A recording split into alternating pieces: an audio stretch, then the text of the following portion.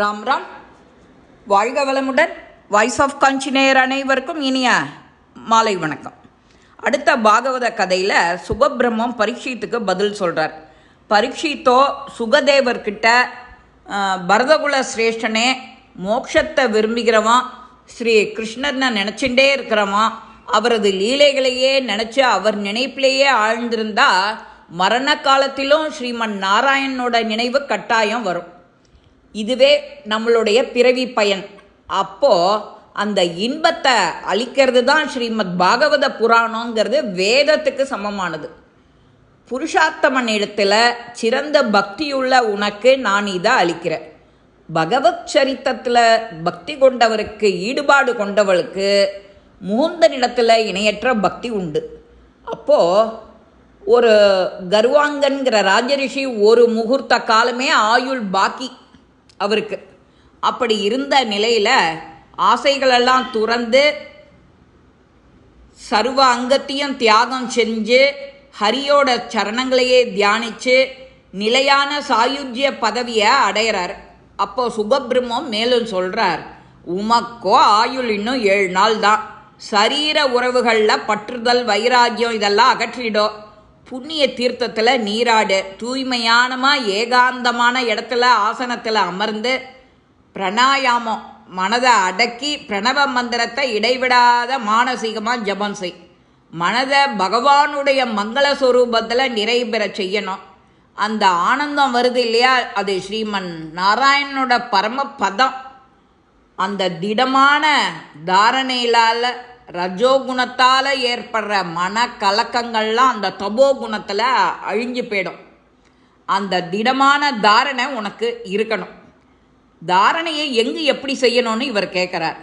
ஒரு சுகமான இருக்கையில் அமர்ந்து புலன்களெல்லாம் அடக்கி பற்றுகிட்டு ஆசை இதெல்லாம் நீக்கி சுவாசத்தை ஒழுங்கு பண்ணி ஸ்தூல வடிவத்தில் மனதை செலுத்தி தியானம் செய்யணும்.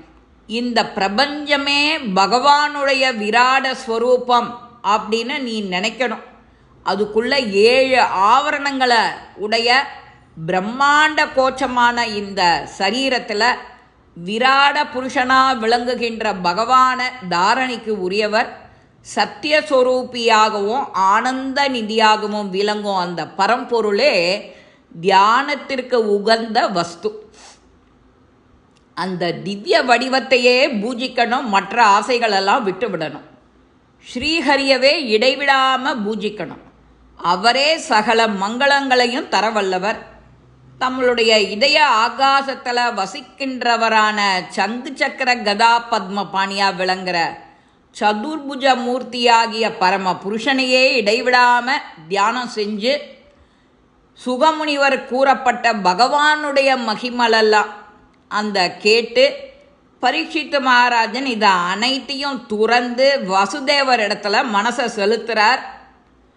அப்போ சுகமுனிவரை நமஸ்கரித்து, என்னோட அஜ்ஞானம், என்னோட அறிவு திறந்துடுத்தோ, அதுக்கு விளக்கேற்றிருக்க, அது ரொம்ப மாய சக்தியால் பிரகாசம் அடையிறது.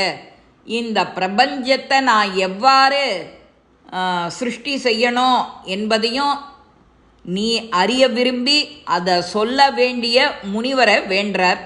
அப்போ பரீட்சித்தை நோக்கி முனிவர் சொல்கிறார், ஸ்ரீஹரி சுயம்புவான பிரம்மதேவருக்கு உபதேசித்த அவர் நாரதருக்கும் உபதேசனம் பண்ணுறார். அவர் உபதேசித்ததை இப்படியே சொல்கிறேன் உங்களுக்கும். நாரத முனிவர் பிரம்மதேவர்கிட்ட ஆத்ம தத்துவத்தை உபதேசிக்க வேண்டும் போதே அதோட சிருஷ்டிகர்த்தா அவர் தான் இல்லையா, அவரை காட்டிலும் வேறாக உள்ள ஈஸ்வரர் யாருன்னு கேட்குறார். அதுக்கு பிரம்மதேவர் என்னை காட்டிலும் ஆதாரமாக இருப்பவர் ஒருத்தர் தான்.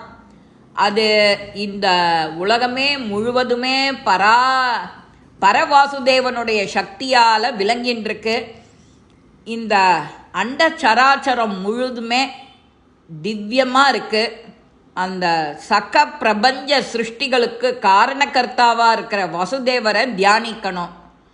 அளவற்ற மகிமை வாய்ந்த அந்த பகவானுடைய லீலா வினோதங்களை நாம் சொல்லணும் அப்படின்னு நாரதர்கிட்ட பிரம்மதேவன் சொல்ல ஆரம்பிக்கிறார். அவர் பகவானுடைய அவதாரங்கள் , அதெல்லாம் பற்றி சொல்கிறேன் அப்படிங்கிறார். ஆதியில் யஜ்ஞவராக மூர்த்தியாக அவதரித்து ஹிரண்யாட்சனை பற்களால் குட்டி கிழித்து வதம் செய்கிறார். அது வராக அவதாரம். ருச்சி ஆகுதி அப்படிங்கிற தம்பதிகளுக்கு கயஜ்ஞன் புத்திரனா அவதரித்து தேவதைகளை தோற்றுவிச்சு அவர்களுடைய துன்பத்தெல்லாம் துடைச்சு ஹரிங்கிறவர் வரவழைக்கப்படுறார். அதுதான் யஜ்ஞாவதாரம். கபிலரா அவதரித்து தாயாரான தேவகூதிக்கு பிற்காலத்தில் பிரம்ம வித்தியை உபதேசித்து முக்குண தோஷங்களில் இருந்து விடுவிச்சு கபிலருடைய உருவத்தில் லயிச்சு முக்தி அடைய செய்கிறார். இது கபிலாவதாரம். அத்திரி மகரிஷி, அவருக்கு புத்திரனால் தோன்றிய தத்தாத்ரேய அவதாரம். பிரம்மன் பல வகை உலகங்களை சிருஷ்டி செய்து தவம் செய்த போது திருப்தி அடைஞ்ச பகவான் சனத்குமார் சனகசந்தன சனத் சுஜாத அப்படிங்கிற பெயர் நால்வரா தோன்றி மகரிஷிகளுக்கு ஆத்ம வித்தை சொல்கிறார். அது குமார அவதாரம். தக்ஷகுமாரத்தியான மூர்த்தி என்பவளுக்கு நரநாராயண ஸ்வரூபியாக அவதரித்து இந்திரியங்களை ஜெயிக்கிறது எப்படின்னு காட்டுறார். அது நாராயண அவதாரம். வேணன்கிற மன்னன் தலகீழ கதியை அடையிறான் ரிஷிகள் வேண்டுகோளுக்கு இணங்கி. அவனுக்கு புத்திரனாக பிறந்து அவனை நரகத்திலிருந்து விடுவிச்சு சக்கரவர்த்தியாக பூமிக்கு பசுவாக செய்து சகல வஸ்துக்களையும் கறந்து உலக ரட்சிக்கிறார். அது பிருகு அவதாரம்.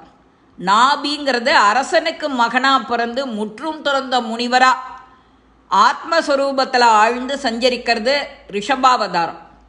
ஒரு சமயம் யாகத்தில் பொன்னிறமான மேனியோட வர்றத அவருடைய மூச்சு காட்டிலிருந்து தேவதைகள் வரா. அது ஹயக்ரீவ அவதாரம். பிரளய காலத்தில் மறைந்த வேதங்களை மீட்க மீனாக தோன்றியது மத்ஸ்யாவதாரம். தேவ அசுரர்கள் அமிர்தத்துக்காக பார்க்கடலை கடைஞ்ச போது மந்திர மலை மத்து அது முதுகில் தாங்க எடுத்த அவதாரம் கூர்மாவதாரம்.